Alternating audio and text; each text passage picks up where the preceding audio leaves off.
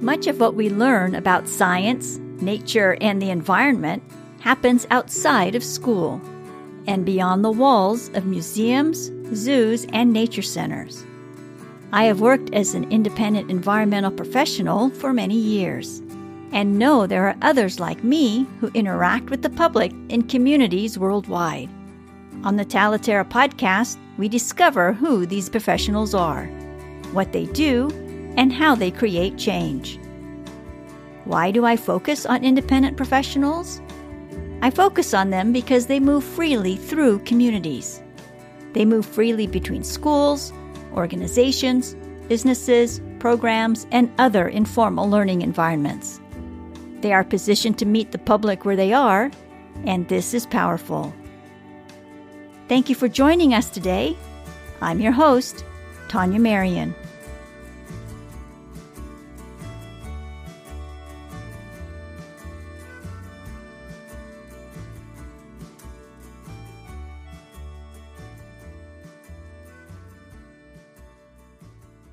Today, my guest is Jo Petroni. Jo is an architect, illustrator, writer, and teacher.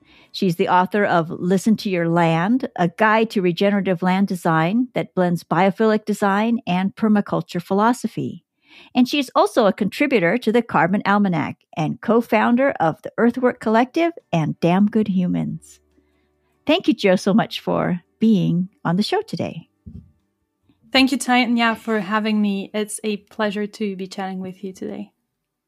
I'm looking forward to our conversation. We met working together on the Carbon Almanac, and we're part of the Carbon Almanac network, and we've had lots of interaction, but never really a really good solid sit down just between you and me. So I'm looking forward to learning more about your work and how you came to do the work that you do, because what you do is really, it's insightful. It's very helpful. And as someone who wants to redesign the backyard and all that, what you share with your audience is really special. I think it's special. And so let's start with talking about your Permarchitecture.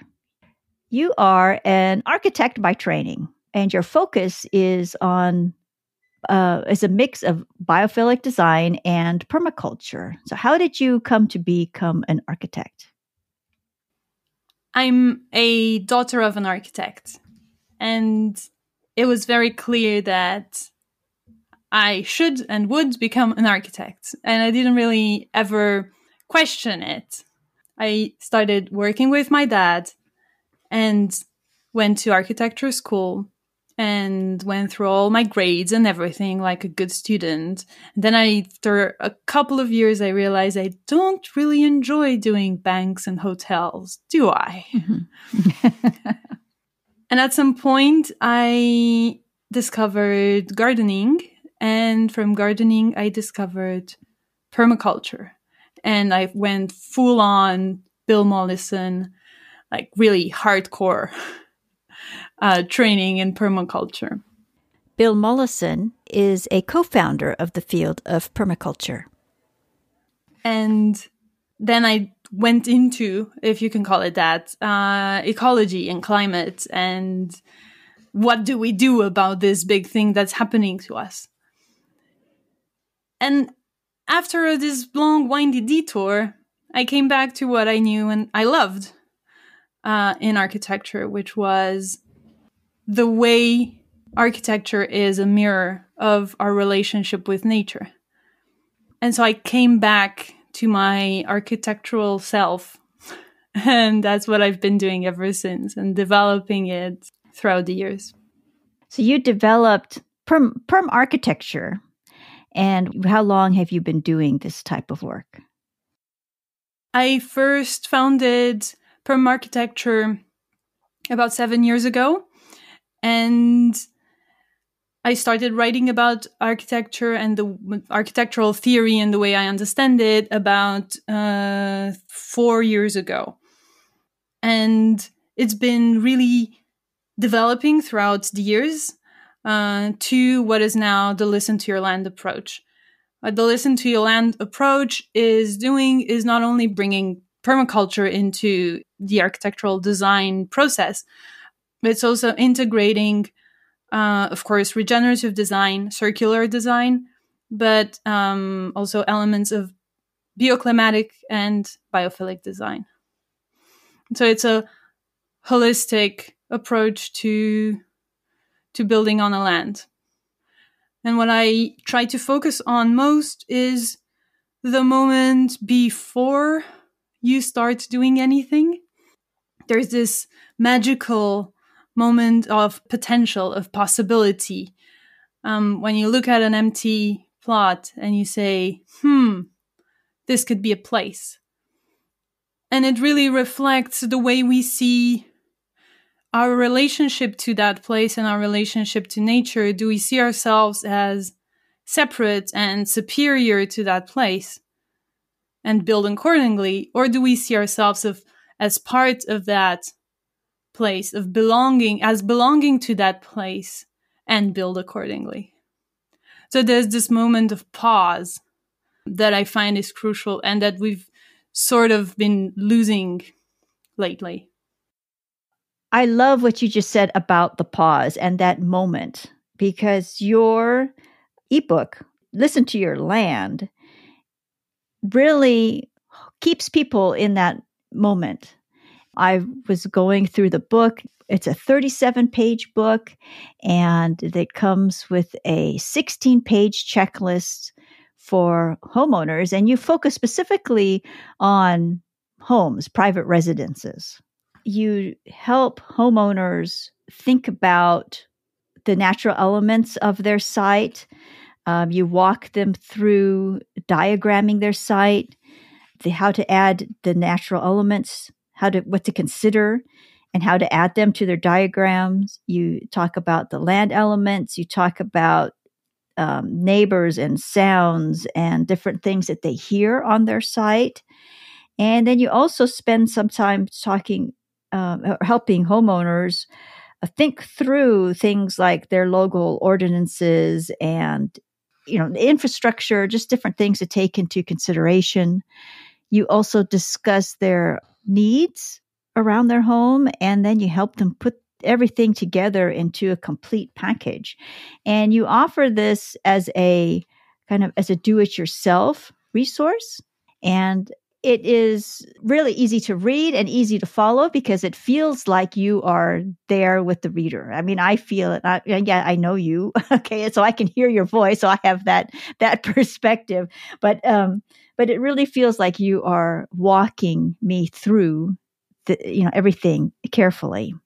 And then there is the checklist, which is also very helpful and really very informative. What biophilic design starts from is this idea that we have a savanna man in all of us. And this savanna man needs to know that he has prospect and refuge, that there's nature, water, the wind isn't striking him in the back when he's sleeping. There's all these elements, these patterns that our instincts seek in nature. And the way we've built our shelters is around that, is trying to minimize the discomfort that comes from being out in nature. But we've gone through such an extent in this direction that now we've insulated ourselves from nature completely. Like there's nothing, our houses are complete thermos boxes. And the savanna man inside of us is starting to lose the relationship with nature that it had. So biophilic design is trying to get that back into our environments, in our built environments. I used to call it, before biophilia was cool, I used to call it anthropogenic design. That's something that takes into account the ancient instincts in all of us. Yeah, you are so right about people insulating themselves. The way that construction, at least here in Southern California, happens lately or for the past several years. Houses are so close to each other. You can, if your window and your neighbor's window were open, you could literally reach into your neighbor's house. And that's not an exaggeration. And it's just really something. I don't know what's between the house and the wall, their block wall, but I would assume not much because they really take the house and make it fill that space. So yeah, I hear you. I can point to several examples out here. And not only is the way we build our houses a mirror of our perceived relationship with nature. And so each new project, a potential to reassess, to redefine this relationship with nature. And that's why I find this so exciting. There's also the hope that if people are more in touch with nature, they might be more inclined to saving it. Yeah, and have more of an emotional connection. Yeah, and I don't know where that happens or how that happens when the houses are built so close together. I don't know. Yeah. Doesn't happen in the subway. No. Yeah. You offer this as an ebook. Do you ever offer this as a live version, kind of as a cohort-based workshop? Yeah, this is what we're developing now. I'm trying to make it into so you do it yourself is out, and then do it together is the next natural step. Of course, I also do one-on-one consultation with both individuals and businesses. I'm currently building a set of trainings and workshops, training programs around bioclimatic and biophilic design. So can you offer some insight into what a perma-architecture project might look like for a homeowner in a suburban neighborhood? How do you, and then you work remotely as well. You work long distance with people individually. You're not always on site. And so how did you come to develop that service, that particular service, the remote service? Yeah, well, funnily enough, it goes back to my dad again, because I started traveling when I was about, say, 25. And I continued working with him remotely. I'd been his sort of right drawing hand for years, and now I was doing it again on Zoom before it was cool.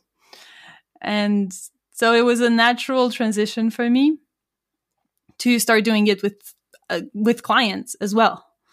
And I did this for a couple of years with home builders, so self-builders, the enthusiastic self-builder who wants to do it himself but needs a hand. And so I've been enjoying this doing it together one-on-one process by sharing the screen, sharing the phone on a site visit. So taking all the best of that technology can offer and holding a hand in this process. And it's been a tremendous amount of fun. And then I started doing it with eco-village developments and eco-quartier with green neighborhoods projects. And it led to full consultancy services on regenerative projects. Oh, that's exciting. Okay, so tell us more about eco-villages and how does that, because then I will assume that there are several homeowners involved, and how does a project like that work compared to a typical suburban home? Yes, participatory design is a tricky thing to do because everybody has brings their own thing to the table, their own vision, their own ideas, their own will. And full disclaimer, I am not the one organizing all of this.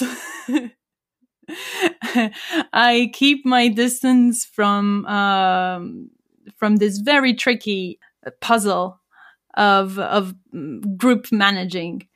But I am there virtually on site throughout the process, consulting on the process of understanding the land that they want to build in, and of blending that with what they want to achieve, what they need for themselves, and with the third element, which is what you have as technology and finance, as budgets.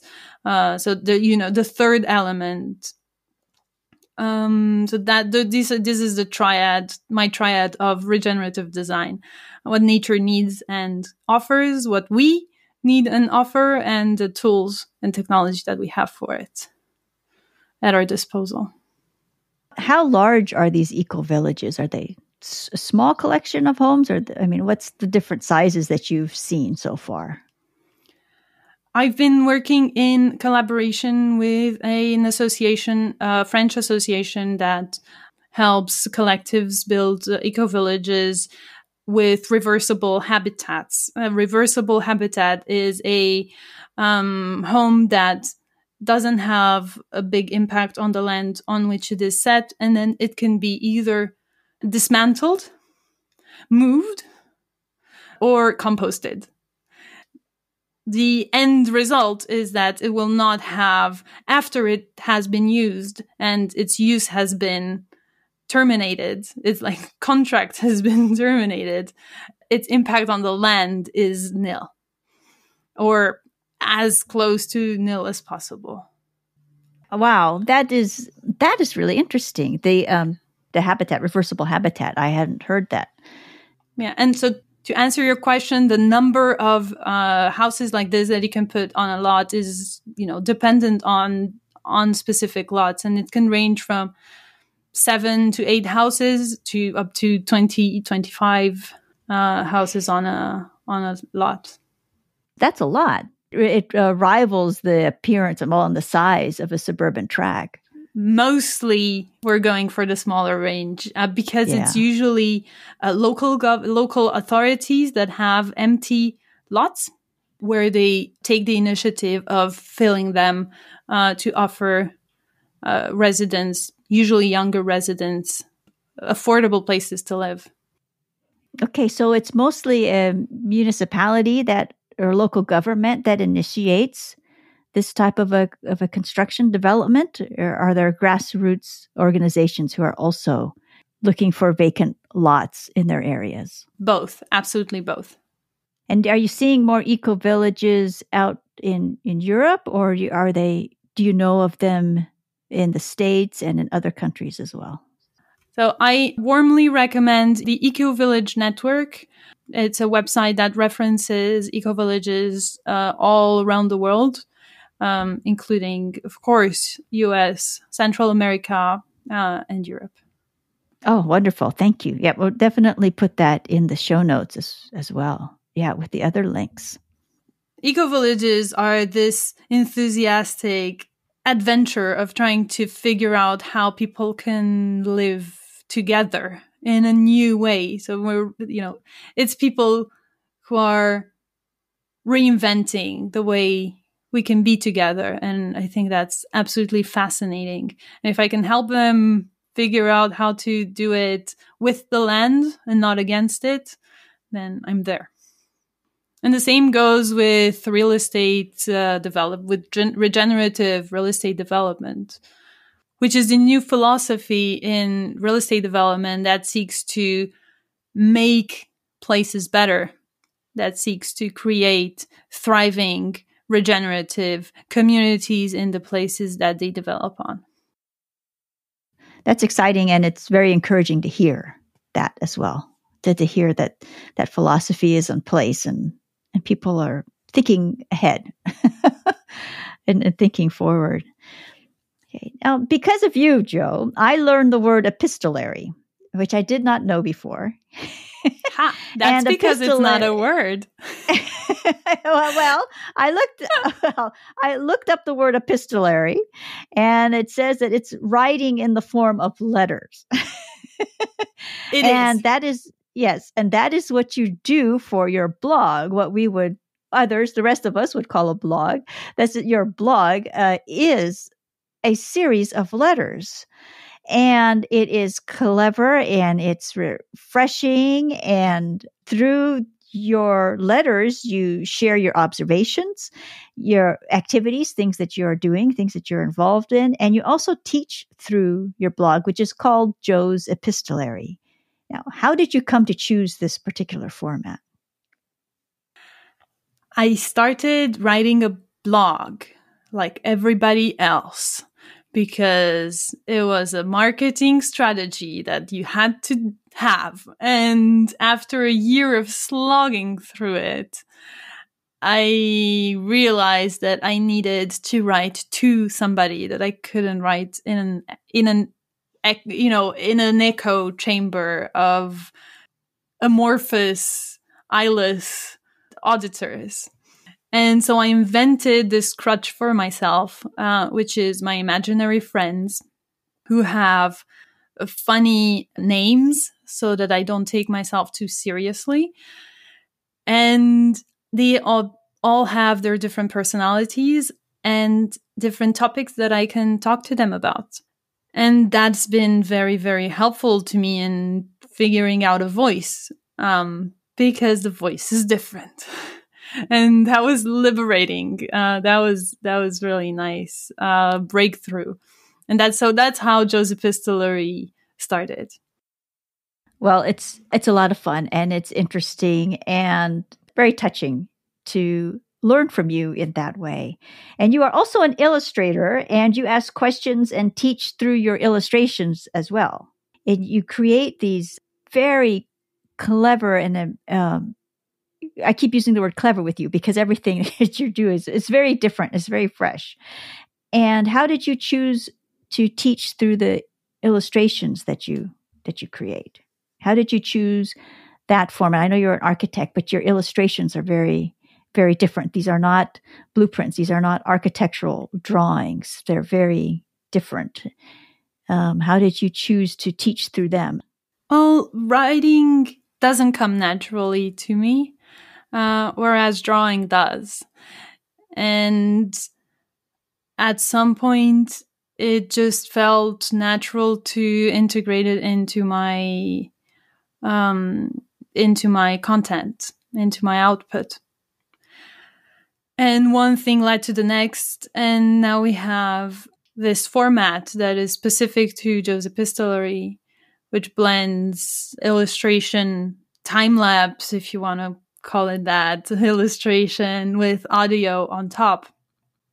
My first encounter with your way of teaching through your illustrations and your videos, the way that you tell your stories was with the video that you created around climate for the Carbon Almanac network. Yeah, the way it came about was because I made it for the Epistolary. I made one video for the Epistolary sort of as a joke. And then Michelle Porro, who's a common friend of ours and member of the Carbon Almanac, called me to say, Jo, that's fantastic. I love it. You have to do more.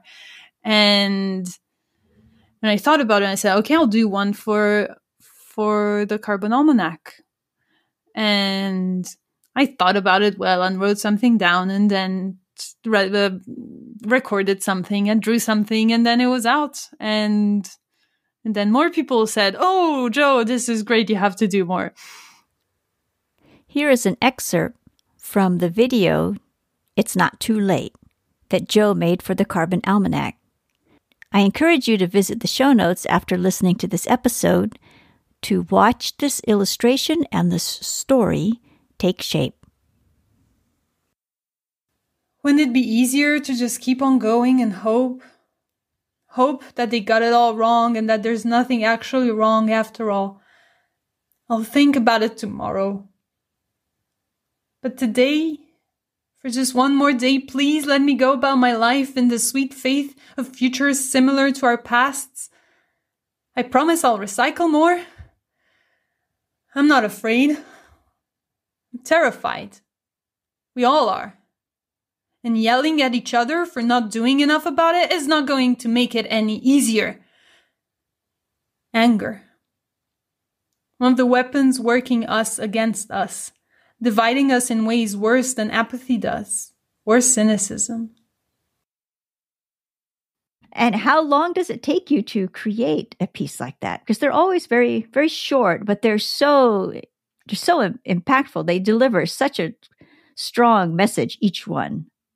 Yeah, they all eat up a lot of time spent basking in the afternoon sun beforehand. There is a lot of sitting and not doing anything sort of exercise for them.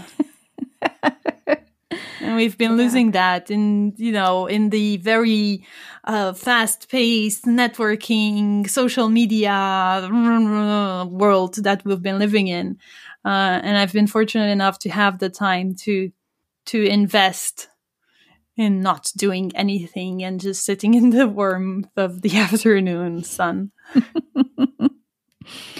Well, that is wonderful. And so I hope you have many more opportunities to bask in the afternoon sun to create them, because they're very special pieces that you create.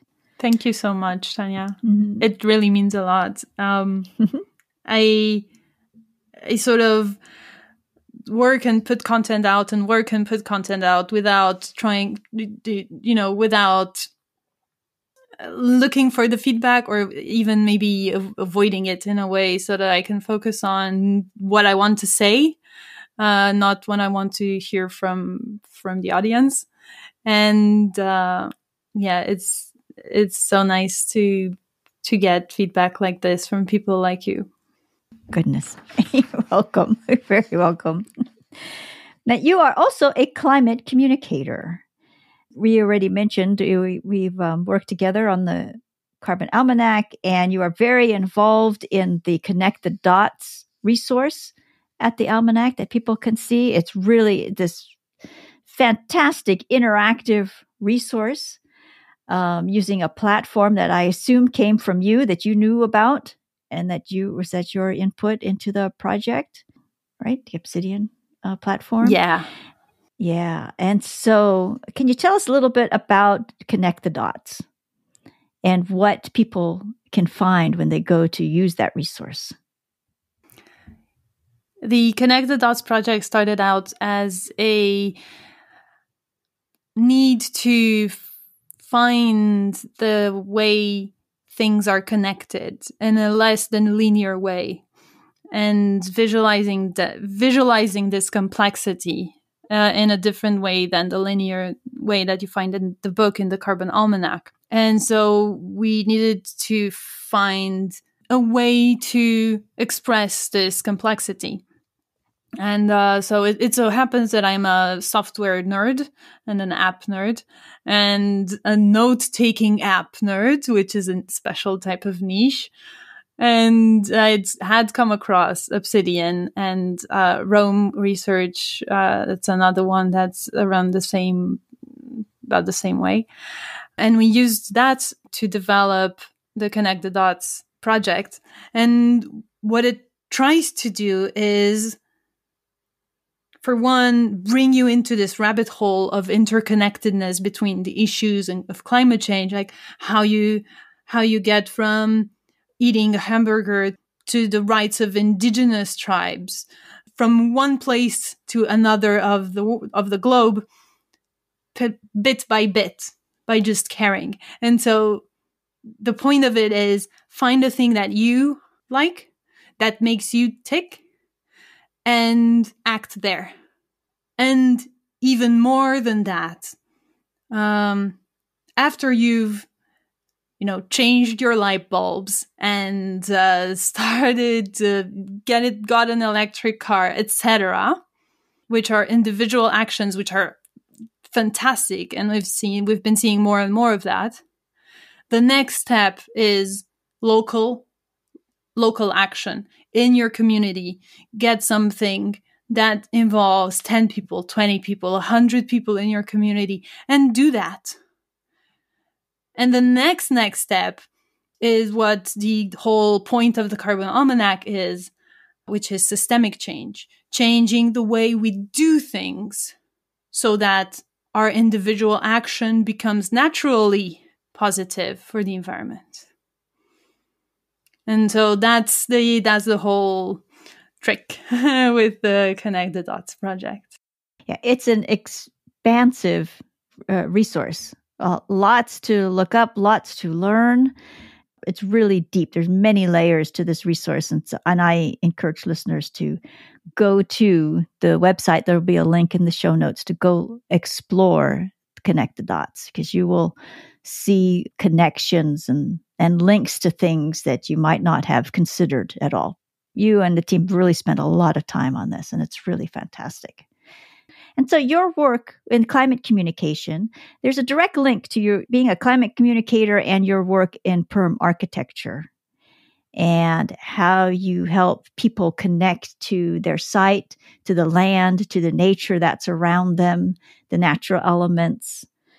And to take this a step further, you helped co-found Earthwork Collective and also are in the early stages of launching a creative agency called Damn Good Humans. What is the agency about, and how did you come up with the name?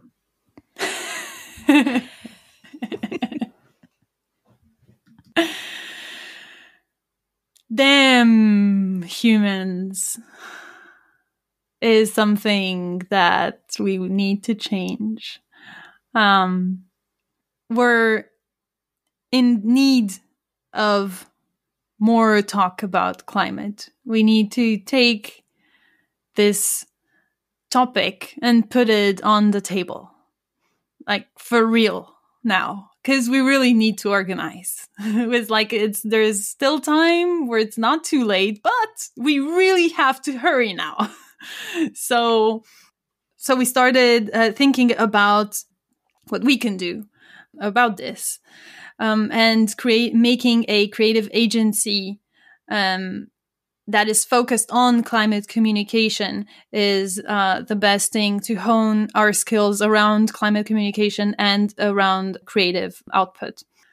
So that's what we're trying to do now, to change it from damn humans to damn good humans. Yes. Oh, very good. Very good. And so we'll look forward to more from Damn Good Humans, because I'm sure that there'll be a lot of good things coming out of that agency. I hope so. Yeah, I have no doubt at all. Yeah, and there's also a pitch. It says, we're climate communicators and we're damn good at it. Yes. Excellent. Yes, and you all are. Thank you. Yeah. So you teach architecture and site design, and really it's home design, through your work at Permarchitecture, through your ebook, Listen to Your Land. You teach through Jo's epistolary, through your illustrations, and through your wonderful time-lapse videos. What's next for you? A pause. I should pause more, shouldn't I? Well, actually, there is a new project going on, which is part climate communication and part illustrated videos, which is Tiny Humans Talk Climate. And Tiny Humans Talk Climate is tiny humans that have climate anxiety, just like the rest of us, but that do have the strength and bravery to take it out on the table and look it in the eyes. Is this your own independent project, or are you working it with the other people as well? Yes, that's a content service that I am developing now to provide to businesses and organizations that want to talk about their climate mission in a way that bypasses this sort of artificial discourse that we've been having about climate, and especially in a way that bypasses greenwashing, because we've had enough of that, haven't we? Oh, wonderful. Oh, that's a wonderful service. Yeah, that's great, Jo. I am not surprised. I am not surprised at all. You knew there'd be another project to dig out. Yes. I found it. That's beautiful. That is just wonderful. And that is currently ongoing. Yes, I'm working on a pilot. I'm working on 2 pilots, actually, undisclosed pilots, but they will be ready when they are. Well, great. So when they are ready, let us know. Happily add whatever you have to share into the show notes, and update listeners and update the show notes for this episode. Gladly. Yeah, that's fantastic. So thank you, Jo, so much for stopping by and introducing us to your work and introducing us to Permarchitecture and the resources that you provide, which are so helpful, and it's so generous that you offer them for free, that people can download them and start their own DIY project. So where can people find you online? First of all, thank you so much for having me. It has been a blast chatting with you. We always have fun. And about finding me, well, the permarchitecture.net website is the one referencing the Listen to Your Land approach. And my blog lives on jopetroni.substack.com. The Damn Good Humans project is at damngoodhumans.com. All the links are referenced below. Yes, perfect. Thank you so much. Thank you for having me.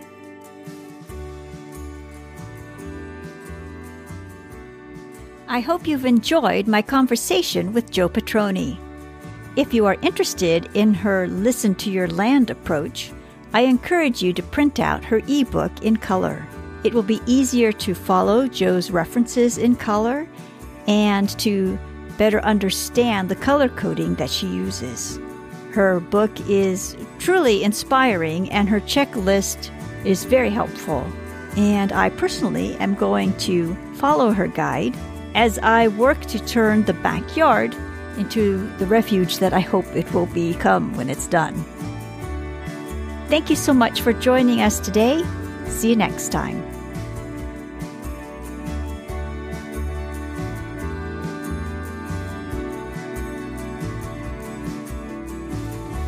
Talaterra is a podcast for and about independent educators working in natural resource fields and environmental education. If you enjoyed this episode, please share it with friends and colleagues. Thank you so much for joining us today. This is Tania Marien.